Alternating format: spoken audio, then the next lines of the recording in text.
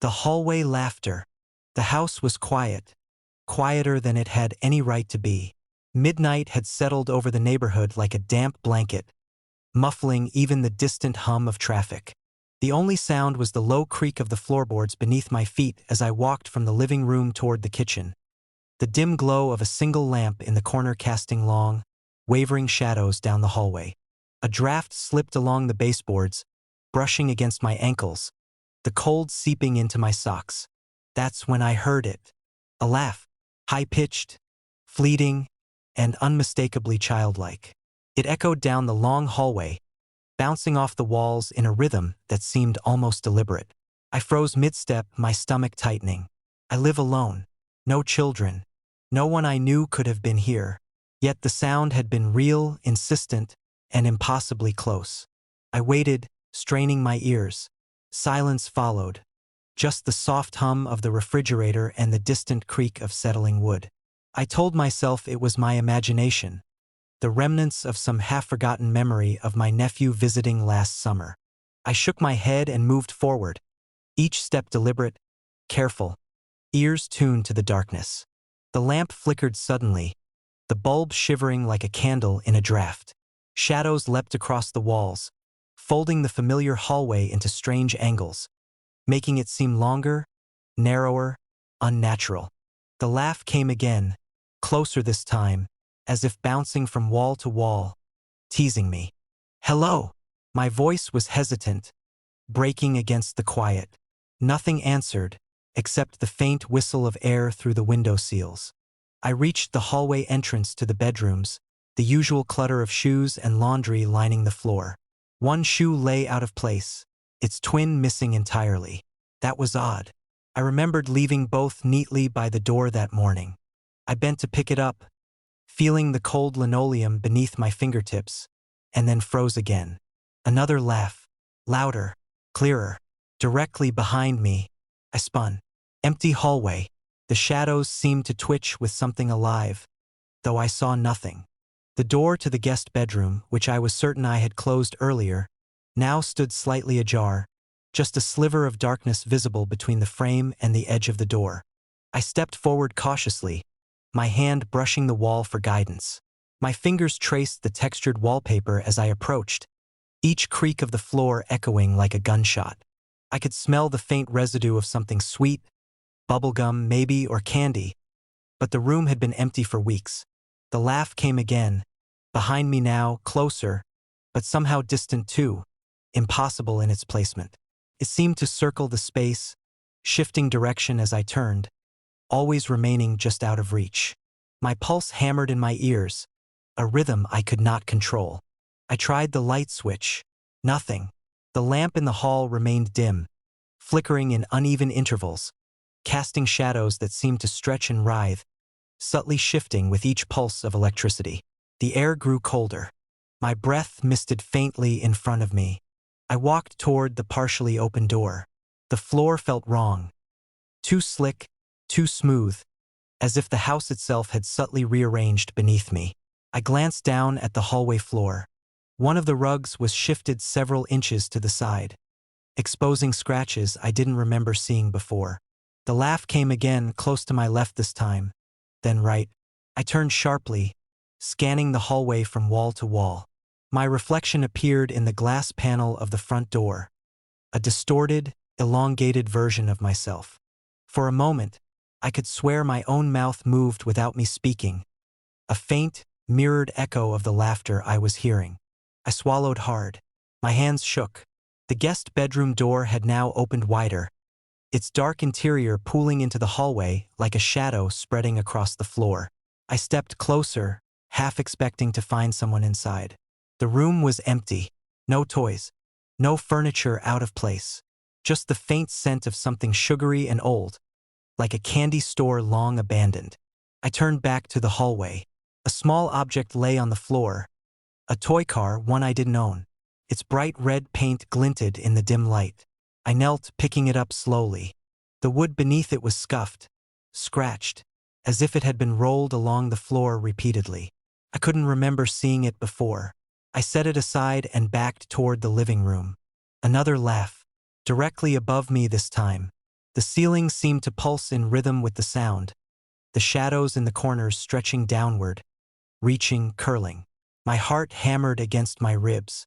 I could feel the house itself responding, the wood creaking in protest beneath me, the air thickening in my lungs. I moved toward the stairs leading to the second floor. The hallway above was dark, lit only by a faint glow from a nightlight I didn't remember plugging in. Each step groaned under my weight. I hesitated at the landing, listening. Silence. Then, a faint shuffle from the hallway at the far end, followed immediately by a soft, breathless giggle. The guest bedroom door at the top of the stairs, another door I knew I had closed that evening, stood ajar. I blinked. It hadn't been there moments ago, or at least I was certain it hadn't. My memory wavered. I swallowed, gripping the railing. The air smelled faintly of chalk and paper, like an old schoolroom. I stepped forward. Shadows pooled beneath the doorframe. The laugh came again, a single crystalline note, then vanished. My hand hovered over the doorknob, cold metal under my fingers. I turned the handle slowly. The room was empty, nothing out of place. Yet the window reflected a movement behind me. A fleeting, pale figure crouched at the end of the hallway. When I spun around, nothing. Only the shadows stretched impossibly long, folding back on themselves. I went back downstairs, trying to convince myself I was imagining it. The house felt alive with memory, every creak and draft magnified, every reflection distorted. In the kitchen, the faint glow from the refrigerator illuminated the hardwood. I leaned against the counter, breath shallow. Then I noticed it. A small handprint on the glass of the front door, too high to belong to an adult. Dust and condensation smudged the outline. I wiped it with my sleeve. Another appeared, and then another, faint but persistent, like someone or something, was slowly tracing its way toward me from the other side. I backed away. The hallway seemed longer now, stretching beyond comprehension. The lamp light bending into strange angles, the shadows pooling unnaturally at the edges of my vision. I could hear whispers beneath the giggles, faint, indecipherable, tugging at the edges of memory, dredging up names I didn't remember knowing. I ran upstairs, slamming doors behind me. My reflection in the mirror on the landing seemed wrong. Eyes wider, face thinner, shadows under my cheeks deeper. And from somewhere down the hall I heard it, a laugh. Clear, deliberate, intimate. I pressed myself against the wall, trying to convince myself it was a recording, a trick of memory, a reflection of some old trauma. But then a door creaked open somewhere behind me. Upstairs, though I had locked them all. I could hear the soft patter of small feet across the floorboards, approaching, stopping, receding, always following, never arriving. I ran to the living room, grabbed my phone, considered calling someone, anyone. The screen lit up, my reflection in the glass seeming to tremble. And then the screen flickered. The laughter returned, louder, closer, impossibly behind me now. I spun. Nothing. But in the reflection of the living room window I saw it. A small figure at the end of the hallway, face indistinct, features blurred, the body impossibly still. And it laughed again.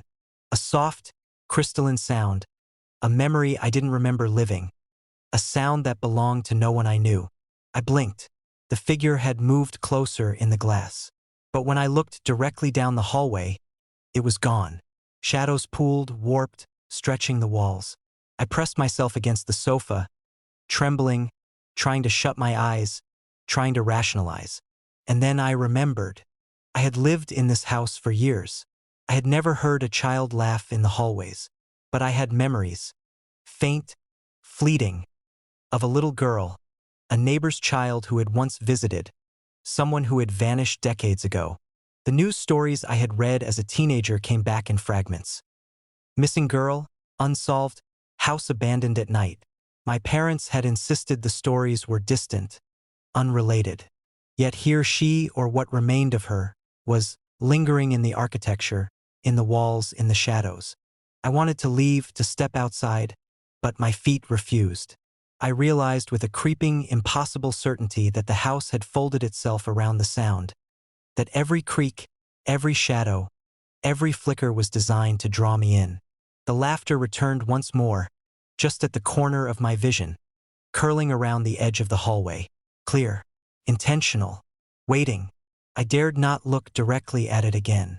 And as I sat there, frozen, I could hear it moving closer through the silent, warped corridors of the house, and I knew I would never be alone again.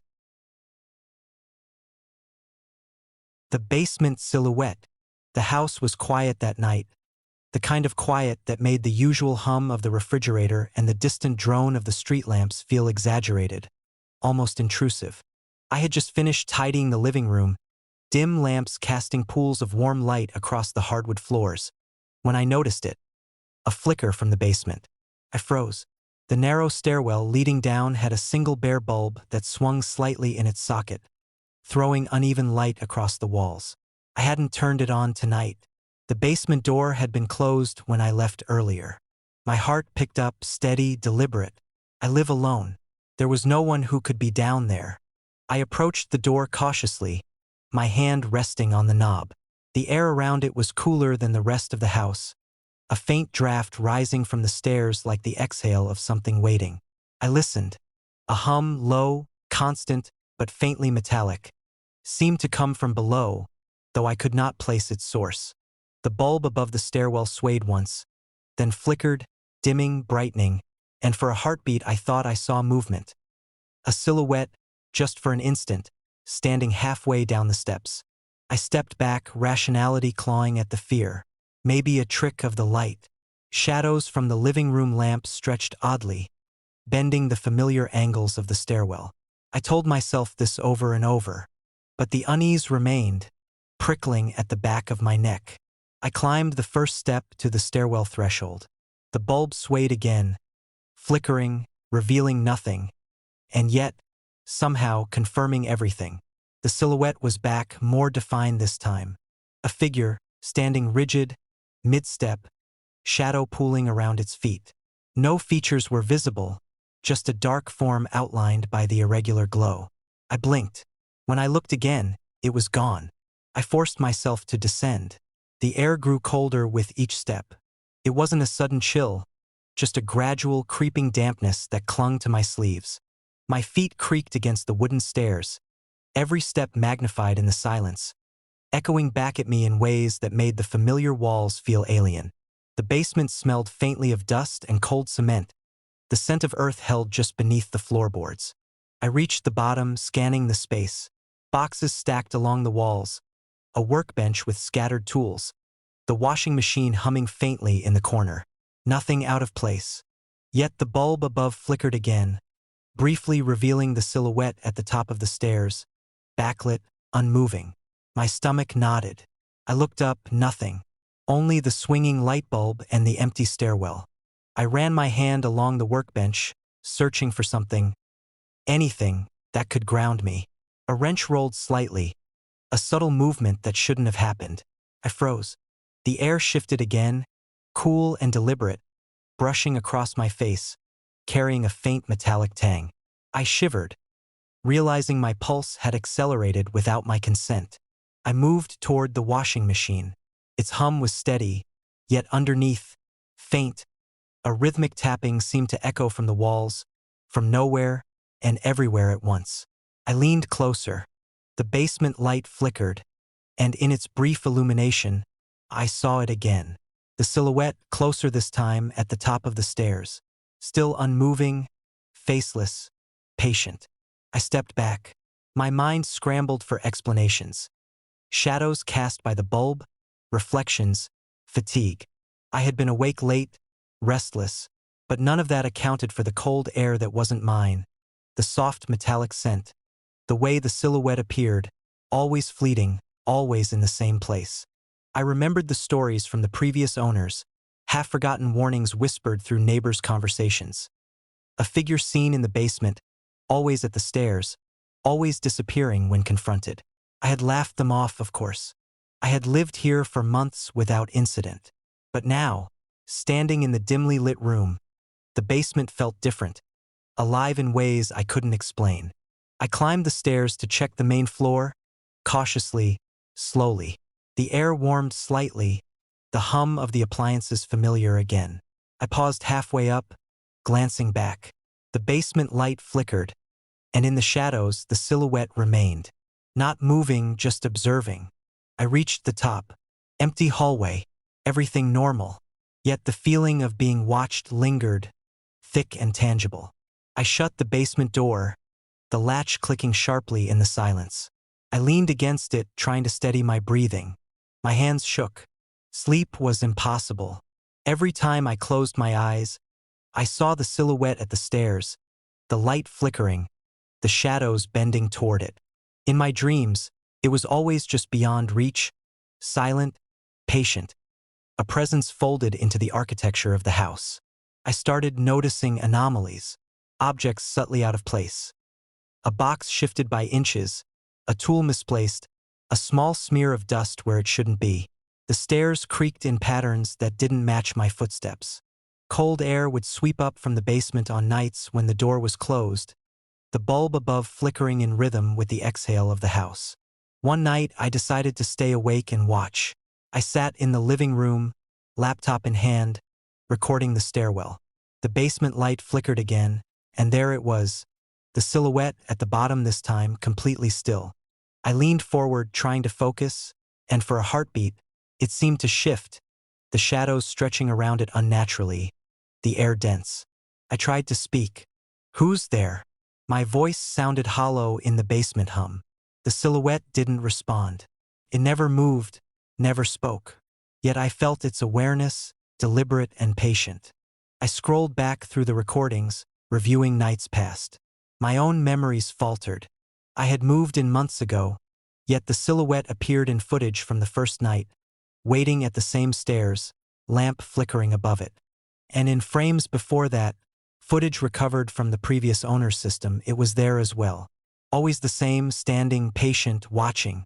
The revelation hit me slowly, terrifyingly. The figure had existed here long before me, before anyone. It wasn't just waiting for me. It had been waiting for every occupant, every person who had tried to make this house a home. The basement seemed smaller, narrower, alive with anticipation. I descended once more, compelled, drawn. Each creak of the stairs a reminder of my own vulnerability. The bulb flickered.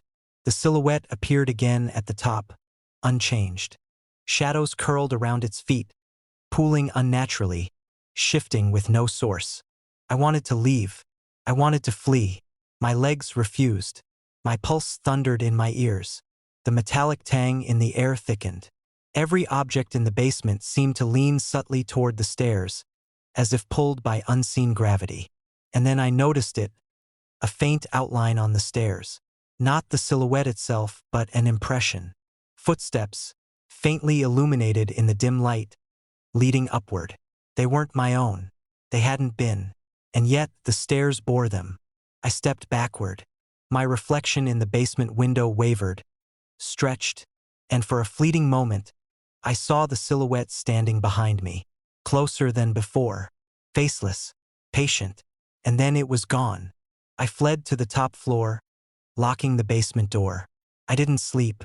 The hum of the refrigerator, the flicker of the lamps, the creak of the floorboards, all became oppressive, reminding me that the house itself remembered, that the silhouette waited. Weeks passed. I moved furniture, changed lamps, replaced bulbs, but the anomalies persisted. A faint metallic smell in the basement, shadows stretching in impossible directions, the creak of stairs that should have been silent. The recordings still captured it. Always at the stairs, always patient, always waiting. I've come to accept it, in a way. The silhouette doesn't attack. It doesn't speak.